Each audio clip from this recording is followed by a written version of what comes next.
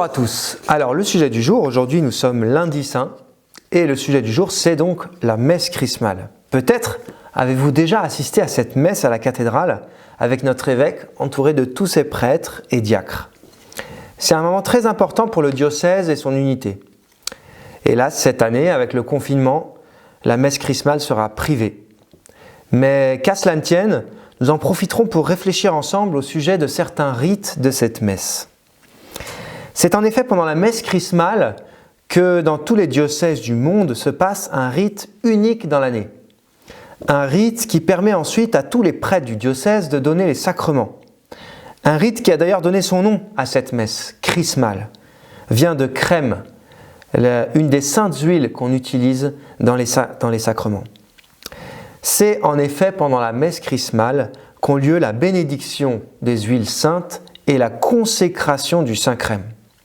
Alors, qu'est-ce que c'est que ces huiles saintes dont on parle et à quoi servent-elles?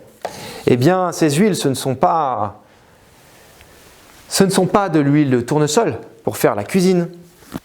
Il ne s'agit pas non plus de l'huile de vidange pour s'occuper d'une voiture.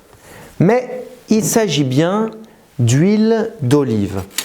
Voilà, on utilise effectivement de l'huile d'olive dans ces cérémonies, dans nos rites. Alors, d'où vient que l'on utilise des huiles dans la liturgie? Bien, déjà, il faut savoir que ce n'est pas nouveau. Ça fait depuis des siècles que les hommes utilisent des huiles, y compris dans les cérémonies religieuses. Dans l'Antiquité, en Grèce et à Rome, les gens avaient l'habitude de s'enduire d'huile avant de consulter un oracle. Et en Égypte, les prêtres devaient se oindre la tête avec de l'huile avant les cérémonies religieuses. Dans l'Ancien Testament, l'huile est aussi très présente. Et on utilise une cérémonie avec de l'huile pour 3 types de personnes. C'est dans les Écritures. Le premier type de personnes, ce sont bien sûr les prêtres. Le livre du Lévitique dit « Tu oindras Aaron et ses fils et tu les consacreras pour qu'ils me servent comme prêtres. » Mais l'huile sert aussi pour les rois. Le prophète Samuel, lorsqu'il donne l'onction à David, il utilise une corne dans laquelle il y a de l'huile. Et c'est la cérémonie qui fait que David devient roi. Et l'huile est aussi utilisée, bien sûr, pour les prophètes, pour lesquels on a également une cérémonie d'onction. Enfin, le mot « oint » en hébreu se dit « Messie » et en grec « Christ » a donné son nom à l'attente d'Israël. Celui qui constitue cette attente, les Juifs attendaient en effet ce Messie qui est le Christ, qui est Jésus, qui est à la fois prêtre, prophète et roi. Voilà, nous voyons donc l'importance de ce rite de l'onction. Et dans le Nouveau Testament, on parle aussi d'onction d'huile. Saint Jacques en parle dans son épître à propos du sacrement des malades. Quelqu'un est-il malade chez vous? Que l'on fasse venir les prêtres de l'Église afin qu'ils prient près de lui en loignant d'huile au nom du Seigneur. Voilà, le sens de l'huile, elle va être utilisée dans les différents sacrements et on va voir quelle est la symbolique derrière. Pourquoi on utilise de l'huile dans la liturgie? Alors, quelle est plus précisément l'utilisation des huiles dans la liturgie de l'Église? Pour répondre à cette question, retrouvons-nous tout de suite à la sacristie. Pour pouvoir vous montrer les huiles de la sacristie de la cathédrale, il a fallu d'abord les trouver. Et ça n'a pas été une mince affaire.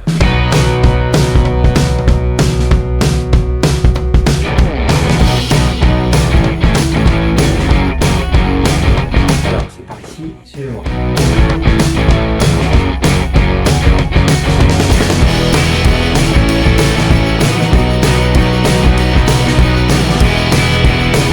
Alors, par ici. Alors, par ici.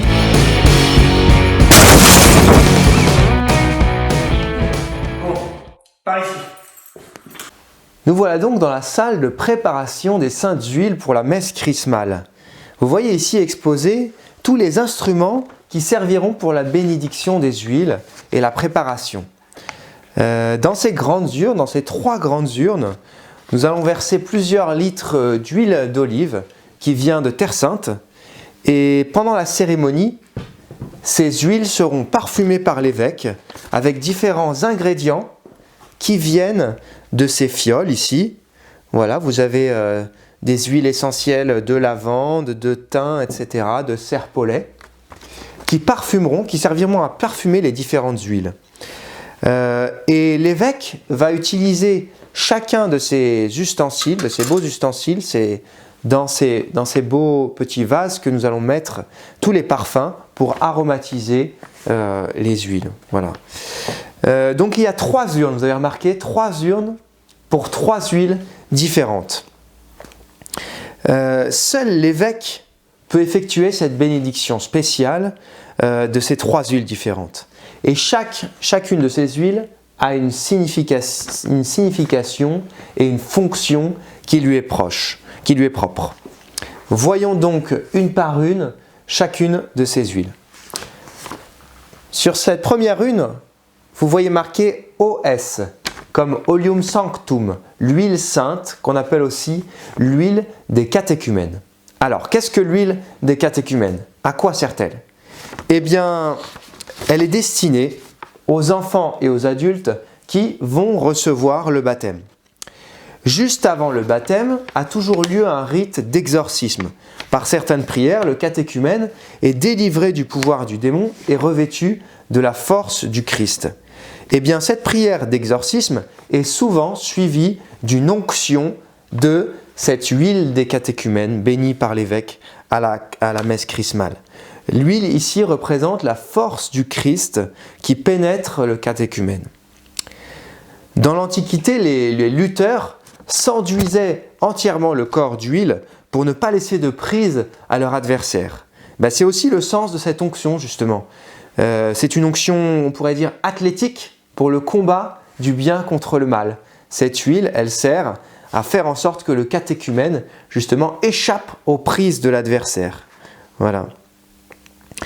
Elle rend le catéchumène insaisissable aux attaques du malin au moment de prononcer la triple renonciation à Satan et la triple profession de foi qui sauve, qui a lieu, vous le savez, au cours du rituel du baptême.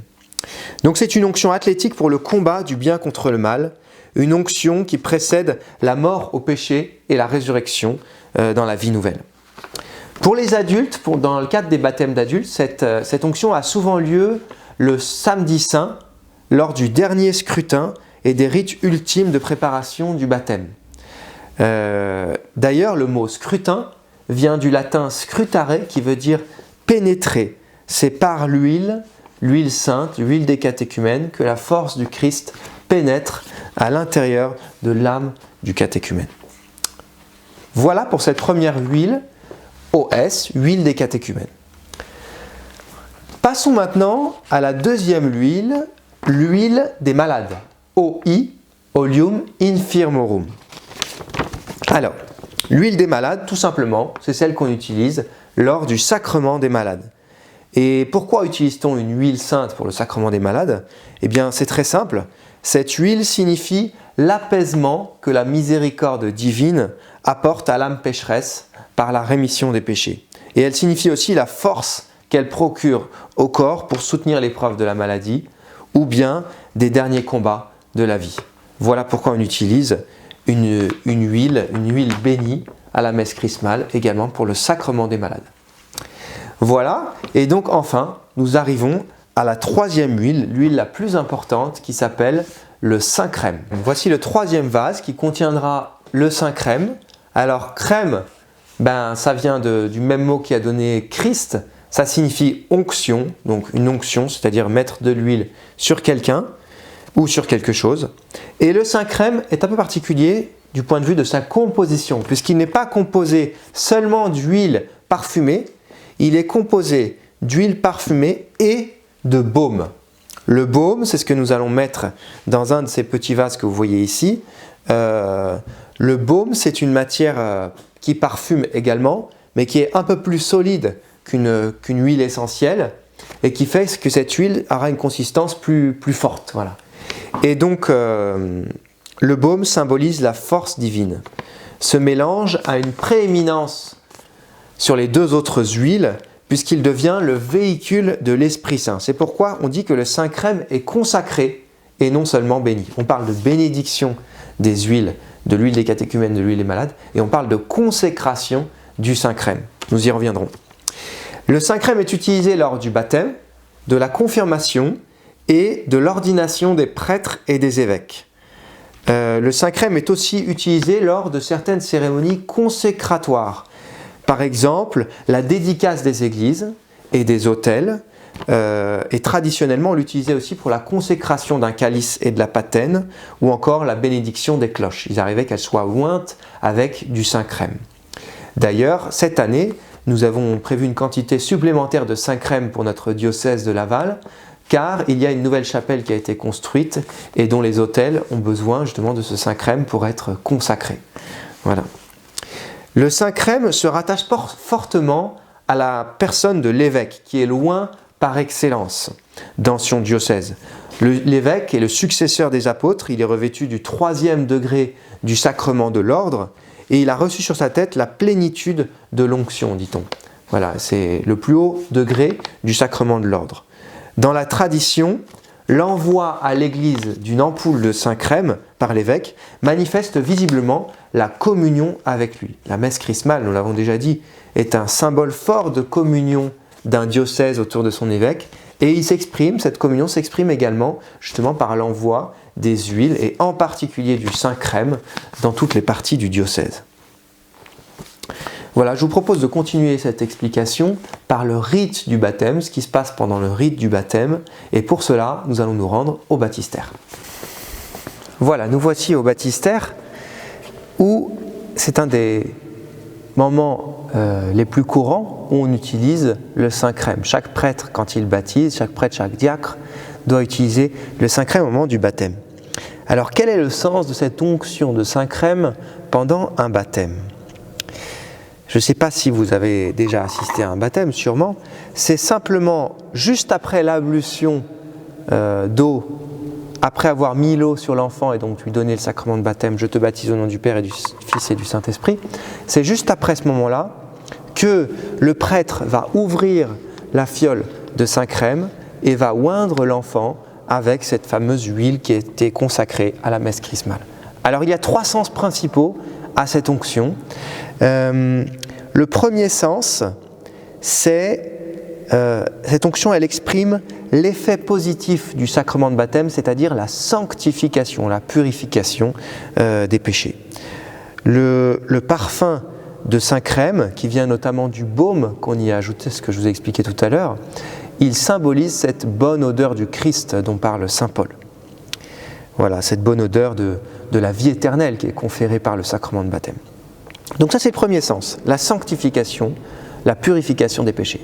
Deuxième sens, eh bien, ce Saint-Crème renvoie à cette fameuse consécration messianique dont nous avons déjà parlé dans la première partie. Vous vous souvenez que dans l'Ancien Testament, on utilisait l'onction d'huile pour marquer la consécration d'un prêtre, d'un prophète et d'un roi. Et bien justement, par le baptême, c'est bien aussi la symbolique de cette onction, c'est que l'enfant baptisé devient prêtre, prophète et roi. Donc il ressemble davantage au Christ. C'est pour ça qu'au moment de l'onction, il y a une prière que dit le prêtre. Le prêtre dit « Désormais, tu fais partie de son peuple, tu es membre du corps du Christ et tu participes à sa dignité de prêtre, de prophète et de roi. Dieu te marque de l'huile du salut afin que tu demeures dans le Christ pour la vie éternelle. » Donc voilà, ça c'est le deuxième sens, de ressembler au Christ qui est loin par excellence en devenant prêtre, prophète et roi. Et le troisième sens, qui est complémentaire, cette onction d'huile, vous vous souvenez, on a dit que l'huile, c'est ce qui pénètre à l'intérieur du cœur. Eh bien, cette onction d'huile, elle signifie l'impression du caractère baptismal. Vous savez que dans les 7 sacrements de l'Église, il y a 3 sacrements à caractère. Le baptême, la confirmation et le sacrement de l'ordre.